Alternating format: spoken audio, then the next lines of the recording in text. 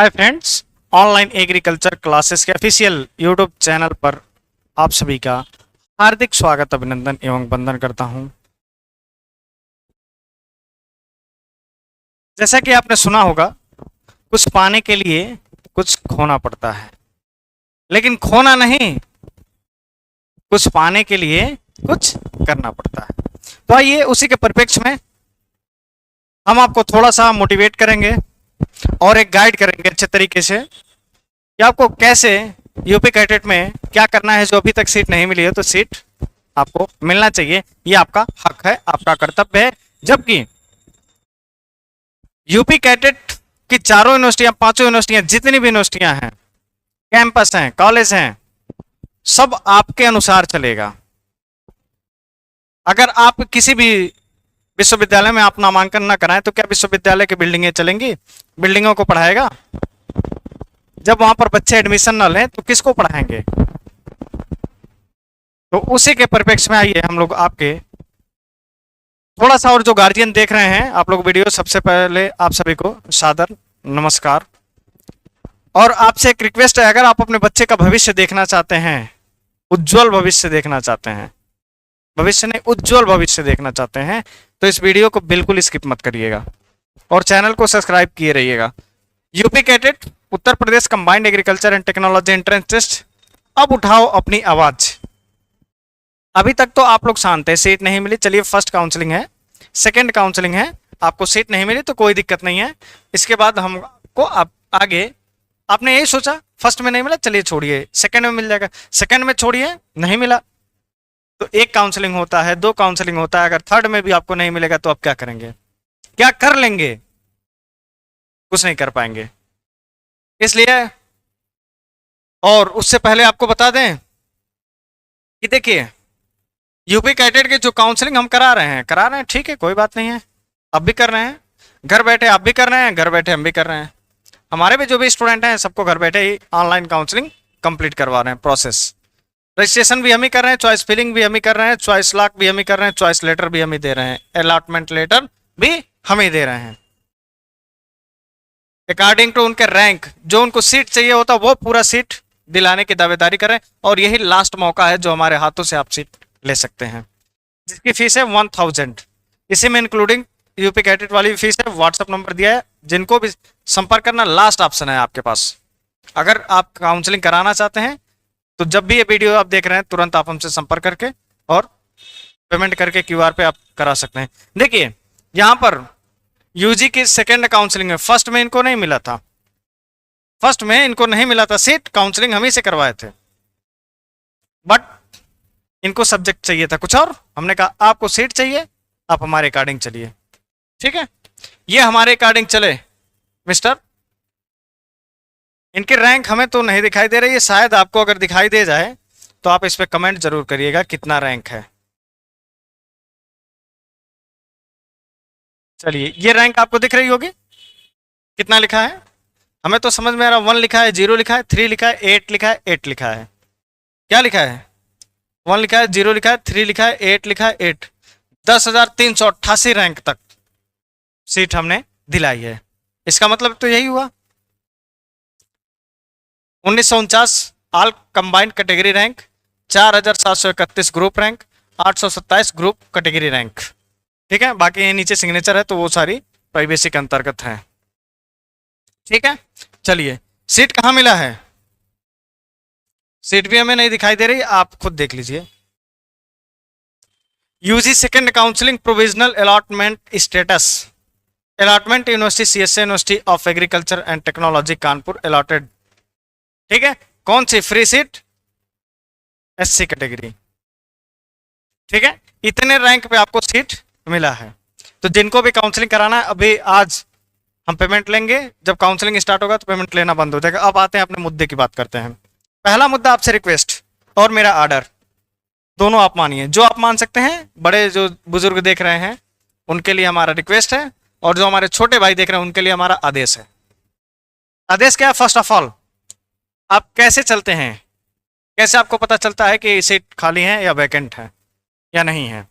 तो पहला आपका सीट मैट्रिक्स या सीट वैकेंट या खाली सीट, जो आप अपने भाषा में कह लीजिए, ये कब आता है? जिस दिन काउंसलिंग होती है, डेट होती है, उस दिन शाम को आता है। 29 को रजिस्ट्रेशन है यूजी का। कब आएगा? 29 तारीख को शाम 4 बजे। उसके पहले आपका पेमेंट आप कटा देंगे। वीडियो अगर जो स्टूडेंट नहीं देखते तो फीस तो कटा ही देते हैं। चलिए उनके हित में भी बात करेंगे, नहीं देखते हैं उनके भी हित में बात करेंगे। तो सीट मैट्रिक्स बिना देखें आप लोग 500 रुपये वाली फीस कटा देते हैं, वो जो कि डूब जाता है, आता है बाद में नॉट अलॉटेड। तो चलना पड़ेगा आपको सीट मैट्रिक्स के अनुसार, सीट वैकेंट के अनुसार। ठीक है, वीडियो थोड़ा सा लंबा होगा लेकिन ध्यानपूर्वक देखे रहिए, बने रहिएगा, नहीं तो इसके बाद फिर ठोकर खाते रहेंगे, जीवन भर ठोकर खाएंगे, फिर गाइड करने वाला आपको यूनिवर्सिटी में कोई नहीं मिलने वाला है। तो सीट मैट्रिक्स के आप अनुसार चलते हैं। ठीक है, अगर आप सीट देख रहे हैं कि हमारी कैटेगरी की सीट यहाँ पर नहीं खाली है तो आप फीस क्यों कटाएंगे? नहीं कटाएंगे, 500 रुपये आपका बच्चा रहेगा, वही जाके आप ऑफलाइन काउंसलिंग कराएंगे। बात 500 रुपये की नहीं है, बात सीट मिलने की है। पैसे चाहे लग जाए कोई दिक्कत नहीं है। बहुत सारे इस मेंटेलिटी के भी हैं, और बहुत सारे स्टूडेंट ऐसे हैं जो वर्तमान की स्थिति में देखा हूं मजदूरी करते हैं। 10+2 वाले स्टूडेंट कहीं काम करते हैं, तब जाकर के फीस ला करके तब ये 500 रुपये फीस कटाते हैं। हमने देखा है, हमारे पास बहुतों का कमेंट्स और मैसेज कॉल भी आए, सर मैं यहाँ काम करता हूँ, जब आप काउंसलिंग कर लीजिएगा उसके बाद हमें फ़ोन कर दीजिएगा, हमको सीट चाहिए। तो वो तो चलिए ठीक है, अलग बात है, लेकिन सीट मैट्रिक्स के अनुसार, लेकिन जो नियमावली के अनुसार है कि सीट मैट्रिक्स एक दिन पहले चाहिए, तो अभी पूरा वीडियो देखते रहिए। ठीक, पहला मुद्दा उठा सीट मैट्रिक्स या वैकेंट सीट हमको चाहिए, कब चाहिए अभी बताते हैं।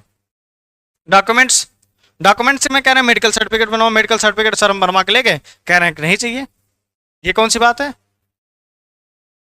फिर दूसरा पीडीसी है, जब पीडीसी अपलोड किया हमने डॉक्यूमेंट रिजेक्ट कर दिए, 2 जगह जैसे पीडीसी अपलोड किया उसमें पीजी में, वो डॉक्यूमेंट रिजेक्ट कर दिए। टीसी की जगह फिर टीसी हमने अपलोड किया, फिर टीसी तो वहां पे हमने अपलोड कर दिया, फिर माइग्रेशन भी मांग रहे हैं, सर हमारे कॉलेज में माइग्रेशन नहीं बनता तो हम कहाँ से दें? ठीक है, उसके बाद एंटी रैगिंग, सर ये कह रहे हैं अब एंटी रैगिंग हमको एफिडेविट नहीं चाहिए, अब हम हमारे वेबसाइट पे आओ, पोर्टल पे फॉर्म भरो। अब पोर्टल पे जा रहे हैं तो सर समझ में नहीं आ रहा है। तो ये डॉक्यूमेंट वाली समस्या। सीट मैट्रिक्स एक दिन पहले नहीं दे रहे हैं, सीट मैट्रिक्स आज आ जाना चाहिए, कल से काउंसलिंग है तो आज सीट मैट्रिक्स आ जाना चाहिए हर हाल में दोपहर तक, लेकिन अभी तक नहीं आया। इसके लिए क्या करेंगे आगे बता रहा हूं। फीस स्ट्रक्चर, फीस स्ट्रक्चर में सर ये दे रहे हैं कि पीजी में भी देख रहे होंगे तो आप लोग लगभग 58,000 दे रहे हैं, 58 के अप्रॉक्सीमेट। ठीक है, फीस भी यहाँ पर कम दे रहे हैं। 20,000 रुपये जो है हिडन वो दिखाई नहीं रहे हैं कि साथ में सिक्योरिटी भी होता है, हॉस्टल वाले हॉस्टल का भी 13,000 सिक्योरिटी जमा होता है और मेस का 7,000 सिक्योरिटी जमा होता है। ये किसी को नहीं पता होता है, गार्जियन को भी आता तक नहीं पता होता। अब हम यूनिवर्सिटी में जाते हैं सर, फीस वहाँ कम पड़ जाती है, अब क्या करें? इस यूनिवर्सिटी में आपसे कोई वहाँ पर कोई मदद करने वाला भी नहीं होता है, और सर घर से हम इतना अमाउंट किसी तरीके से कलेक्ट करते हैं, कहीं लोन लेते हैं, कहीं रिश्तेदार से मांगते हैं कि हमारे बच्चे का भविष्य है, बच्चे का फ्यूचर है, बच्चा हमारा जा करके कहीं पढ़ लेगा तो आगे नौकरी करेगा, अच्छे जगहों पर पहुंचेगा। हर एक माता पिता की यही चॉइस, यही चेष्टा होती है। हमारे भी माता पिता की यही चेष्टा है कि बच्चा हमारा कहीं अच्छे जगह पर सेटल हो जाएगा, फिर शादी विवाह करेंगे, दाम्पत्य जीवन जिएंगे, फिर उसके बाद हमारी बुढ़ापे की एक लाठी का सहारा बनेगा। यही तो चेष्टा होती है। तो ये फी स्ट्रक्चर भी ये हिडन दिखा रहे हैं, कम दिखा रहे हैं, हाइड कर ले रहे हैं। भाई दिखाओ तो पूरा दिखाओ। ये भी यहाँ पर एक प्रकार का आप कह सकते हैं स्कैम है। अब यूनिवर्सिटी में सर गए हम, 4,000 5,000 कम पड़ गया, अब हम क्या करें? ये लोग पहले बताया नहीं। अब बार बार गार्जियन से भी जो मैं देखा हूँ, मैं समझ रहा हूँ, जो गार्जियन संपन्न है तो ठीक है, जो गार्जियन संपन्न नहीं है, जो गार्जियन संपन्न नहीं है तो किसी तरीके से पैसा कलेक्ट करते, फिर उसके बाद कहते हैं तुम्हारा पैसा कम हो गया, तुम तुमसे इतना ही बताए थे। अब बच्चा क्या करे? फिर कहते हैं किसी तरीके से रोग आके बच्चा अपने गार्जियन से फीस मंगाता है, यूनिवर्सिटी में फीस पेमेंट करता है। इसके बाद फिर ये जो काउंसलिंग की सिस्टम है ये बहुत रद्दी है। फर्स्ट काउंसलिंग में सीट मिला, फिर अपग्रेडेशन कराओ, अपग्रेडेशन कराने के बाद अपग्रेडेशन में सीट नहीं मिल रही है, सीटें हिडन कर ली जा रही हैं। बार बार 500 रुपये कटाते रहो। और काउंसलिंग में ये जो 500 रुपये वाली फीस है, ये बहुत स्टूडेंट का हमने देखा कि ये पेंडिंग चला गया, पेंडिंग गया तो फिर हमने कहा कि बच्चों आप लोग 500 रुपये फिर दोबारा पेमेंट कर दीजिए, अगर नहीं रहता तो क्या करे बच्चा। अब इसमें कुछ ऐसे नीच आदमी होंगे जिसमें कमेंट करेंगे किसके पास 500 रुपये नहीं होगा। ये भी मैं खुलेआम बोल रहा हूँ, जिसको जो उचित लगेगा कोई दिक्कत नहीं है। बात 500 रुपये सबके पास नहीं होती है, सबके पास 500 रुपये नहीं होती है। अगर अभी आपसे कोई भिखारी हक मांगे कहे 500 रुपये अब देंगे, दूध कार को भगा देंगे। तो ठीक उसी प्रकार से सोचिए, मोबाइल का रिचार्ज नहीं होता। हमने देखा बहुत सारे स्टूडेंट का जो कॉल जब बैक कर रही थी हमारी टीम, टेक्निकल टीम व्हाट्सएप के माध्यम से कर रही थी या नॉर्मल टेक्स्ट तो देख रहे थे इनकमिंग आउट गोइंग बंद, लेकिन किसी तरीके ये लोग एडजस्ट करते हैं और 500 रुपये फीस कटा दिए।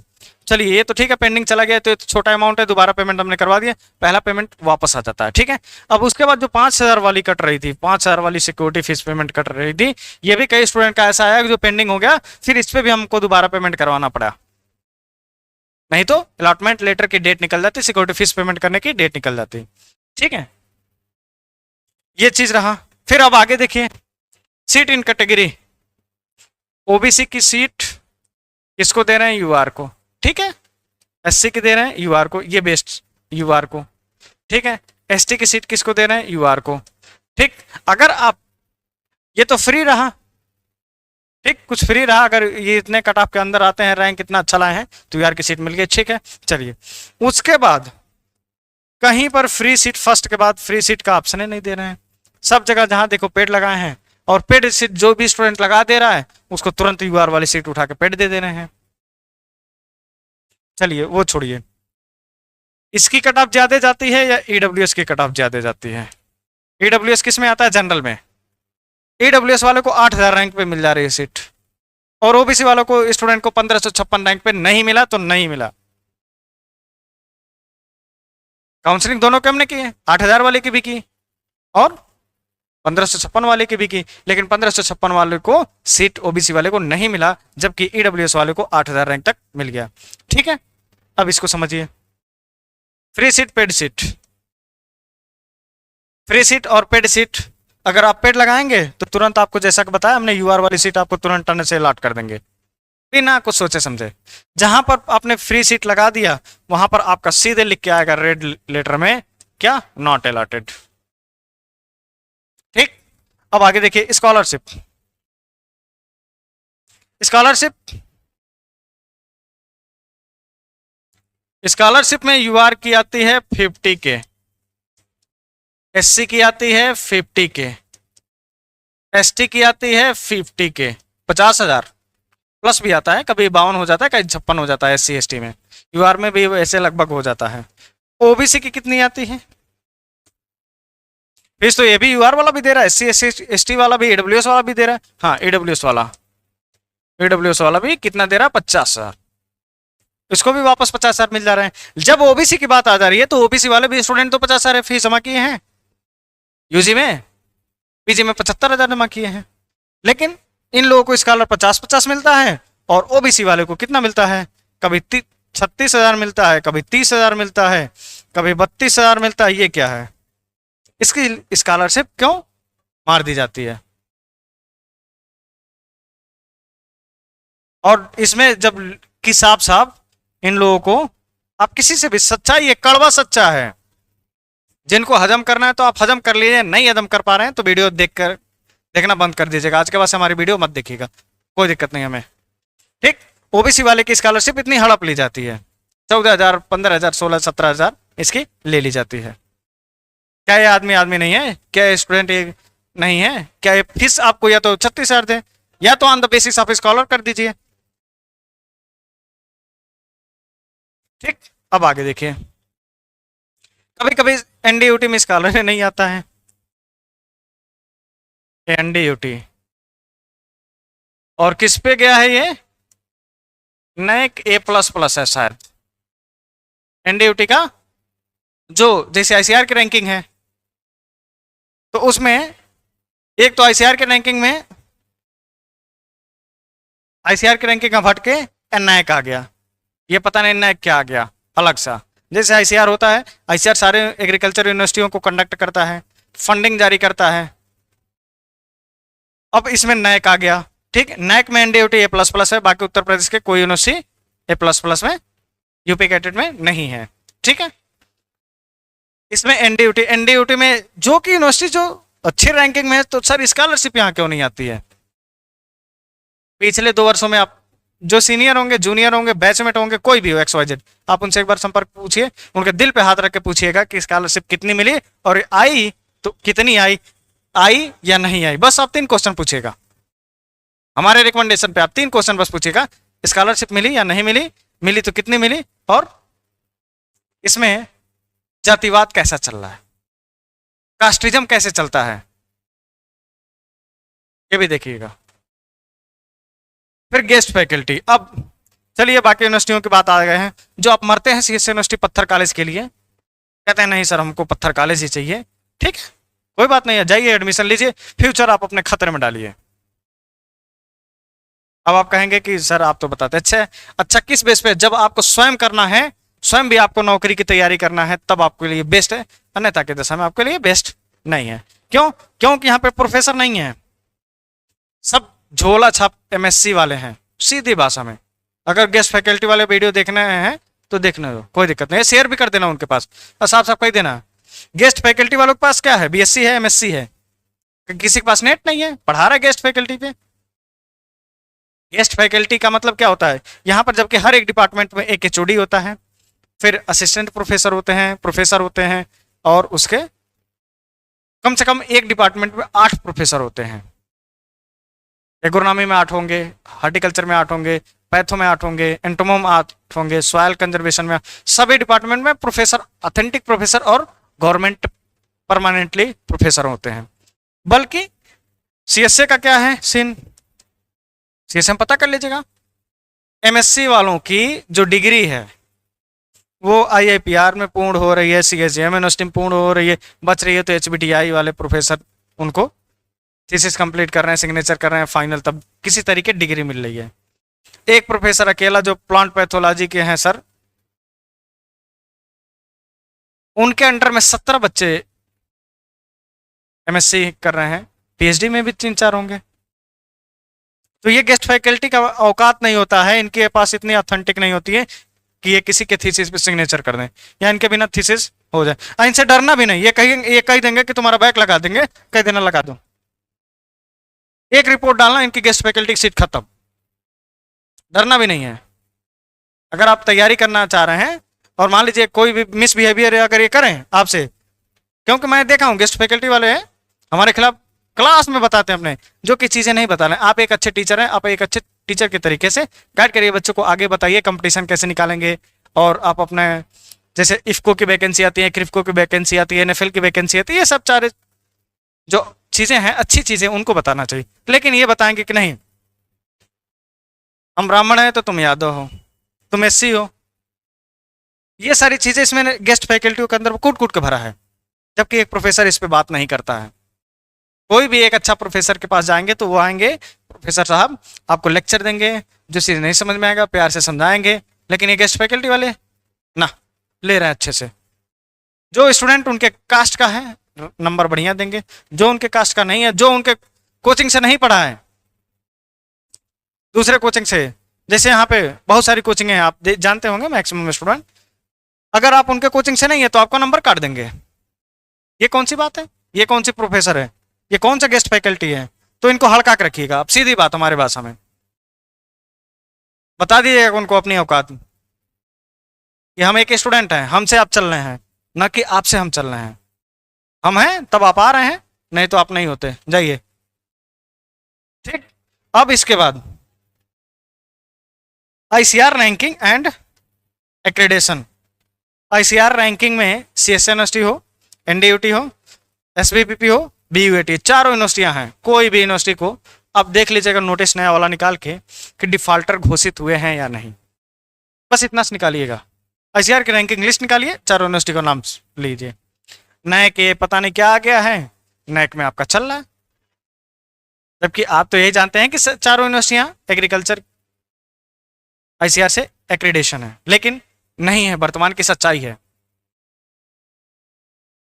ठीक, तो ये सारी बातों कहीं लिखना चाहिए कि ICR से नहीं है, डिफॉल्टर घोषित। अब सोचिए डिफॉल्टर वर्ड जहां पे आ जाता है, तो आप खुद सोच लीजिए, ये आईसीआर के न रैंकिंग में है ना एक्रेडिटेशन में है, ये भी ध्यान दीजिएगा, देख लीजिएगा। इसके बाद फिर आगे देखिए, यहां पर एक तो हेल्पलाइन नंबर है। कहाँ का हेल्पलाइन नंबर है ये? एसबीबीपी, जो कि यूनिवर्सिटी आपका एप्लीकेशन फॉर्म आवेदन कराया, एडमिट कार्ड जारी कराया, रिजल्ट भी जारी कराया, और रिजल्ट तो एबीएम में 2 बार जारी कराया। अब बताइए, 2 बार कहीं रिजल्ट जारी होता है? यूपी कैडेट का कहीं रिजल्ट 2 बार जारी होता है? 1 बार होता है सिर्फ। लेकिन एबीएम एग्री बिजनेस मैनेजमेंट का जो कोर्स है पीजी का, उसमें 2 बार रिजल्ट जारी आता है। एक बार स्टूडेंट का आता है 59 रैंक, फिर उसके बाद बदल के 67 या 68 के आसपास में आ जाता है। अब बताइए 10 रैंक घट गया, कहाँ बढ़ कैसे गया? अब तो उसको बेचारे को सीट नहीं मिलेगी सीएसए में। अगर ओबीसी को होगा तब तो उसको मिले भी नहीं, चाहे ईडब्ल्यूएस का भी होगा, ईडब्ल्यूएस का तो होगा नहीं, ओबीसी एससी का ही होगा। ठीक, अब इसमें डॉक्यूमेंट्स जो डीबी अप्रूवल करते हैं उनका ये नंबर है। डीबी से समस्या होगा तो ये नीचे वाले नंबर पर संपर्क करिएगा। हेल्पलाइन वाले तो ये तो मूर्ख बैठे हैं, इनको कुछ अते पते नहीं है। इनसे अगर एक तो यहाँ पर लड़की बैठी है, उसके पास उसका तो लड़कियों क्या बताएं हम, इंसल्ट तो नहीं करना चाहिए, लेकिन अब इनको जब पता नहीं है तो इनको यहाँ बैठाना नहीं चाहिए। ऑथेंटिक जानकारी इनके पास है ही नहीं, इनको बैठा इसीलिए गया कि हेल्पलाइन सहायता मदद केंद्र है। तो आपको किसी भी प्रकार के बच्चे को दिक्कत हो रही है तो आप इस पर बात करिए। अब यहाँ पे उसको एनआरआई का ना स्पॉन्सर लेटर बता पा रही हैं, ना फी स्ट्रक्चर बता पा रही हैं, और पूछने के बाद लड़कों को फिर उसके बाद फोन काट दो, बात खत्म। फोन काट दो, हमारा क्या उखाड़ लेंगे, यही तो है। ये डॉक्यूमेंट्स से संबंधित इनसे सर से बात करेंगे तो ये अच्छे तरीके से बात करते हैं। ठीक, उसके बाद फिर ये हमारा आपका आया, जो कि पूरा आल यूपी कैडेट का जो एग्जामिनेशन का कंडक्शन है सारा माध्यम इन्हीं के माध्यम से होता है। इनका नंबर ये है व्हाट्सएप पे। अब मैं ये नंबर क्यों दे रहा हूं? ये नंबर मैं इसलिए दे रहा हूं, हर 15-20 मिनट पे, हर 15-20 मिनट पे तुम ये फोन करके क्या पूछोगे? स्क्रीनशॉट पहले ले लीजिए, आप इसका एक स्क्रीनशॉट ले लीजिए, फिर आप नंबर मिलाते रहिएगा फोन में। अब क्यों? अब क्या करेंगे? इनका नंबर लेके क्या करेंगे? इनसे पहले सीट मैट्रिक्स मांगो, और दूसरा डॉक्यूमेंट का जो अलॉटमेंट लेटर पे जो डॉक्यूमेंट दे रहे हैं, कह दो उसमें जो डॉक्यूमेंट नहीं चाहिए उसको हटा दो। अब एफिडेविट फॉर डिसकंटिन्यूटी, अब जो बच्चे का गैप नहीं है वो भी एफिडेविट बनवा रहा है, 100 रुपए 200 रुपए बर्बाद कर रहा है, फिर वहां पे जाके जमा ही नहीं रहा। अब क्या करें हम? वो भी नहीं, तो इनसे बोलिए पहला तो सीट मैट्रिक्स मांगिए। सीट मैट्रिक्स आज दो तो दो आज। डॉक्यूमेंट्स वही इनसे बोलिए कि डॉक्यूमेंट जो अलॉटमेंट लेटर पे आप दे रहे हैं वही डॉक्यूमेंट दीजिए जो हमें चाहिए। फिर फीस स्ट्रक्चर जो आप दे रहे हैं वो पूरा अथेंटिक दीजिए, चारों यूनिवर्सिटियों को अलग अलग दीजिए। जैसे एनडीयूटी में मेस सिक्योरिटी का फीस शायद 10,000 लगता है, सीएसए में हमारे 7,000 लगता है, बहुत पहले से ही 7,000 ही आ रहा है। ठीक, और काउंसलिंग का जो सिस्टम है, चलिए अब ये तो अलग बात है। सीट इन कैटेगरी वैकेंट वाला जो भी है, स्कॉलरशिप सारा ये पूरा दीजिए, और सभी प्रोफेसरों का नाम पहले दीजिए कि आपके वहाँ कौन कौन से प्रोफेसर पढ़ा रहे हैं, नाम मोबाइल नंबर वगैरह कुछ नहीं आवश्यकता है, बस इतना मांगिए। और आईसीआर में आपकी रैंकिंग क्या है ये सूचना विवरणिका में आपको लिख के देना चाहिए ना, बस इतना डिटेल अगर आप नहीं मांगे तो आप जीवन में कभी अपनी आवाज उठाने के लिए नहीं सोचिएगा। ठीक है, तो बस मेरी बात यहीं तक थी, बाकी आपके ऊपर मैं छोड़ता हूं, आप क्या करेंगे? आप अपने परिप्रेक्ष्य में लड़ेंगे या आप गड्ढे में गिरेंगे, ये आपके ऊपर डिपेंड है। ठीक है, बस वही जैसे कि स्वामी विवेकानंद जी कहा है, उठो जागो और लक्ष्य तक पहुंचो, तो हम कह रहे हैं गिरो, सो और रील्स देखो, व्हाट्सएप चलाओ, बस टाइम पास करो, जीवन अपने आगे बढ़ता चलेगा। समय तो आपका, समय का जो पहिया है, समय का जो चक्र है वो रुकेगा नहीं, समय की जो सुई है वो रुकेगी नहीं। आपका फ्यूचर जो घड़ी है वो क्या आपको इंडिकेशन देती है? आज तुम मुझे बर्बाद करो, कल मैं तुम्हें अवश्य बर्बाद कर दूंगी। घड़ी का यही निर्देश होता है। तो इसलिए अभी वक्त है, अगर आप संभलना है तो संभल जाइए। ये सारे अगर रिक्वायरमेंट आपको, इन्हीं सारे से एडमिशन होगा आपका, यहीं से आपका भविष्य बनेगा। अगर आपको भविष्य बनाना है तो ठीक है, नहीं बनाना है तो फिर कोई बातें नहीं है।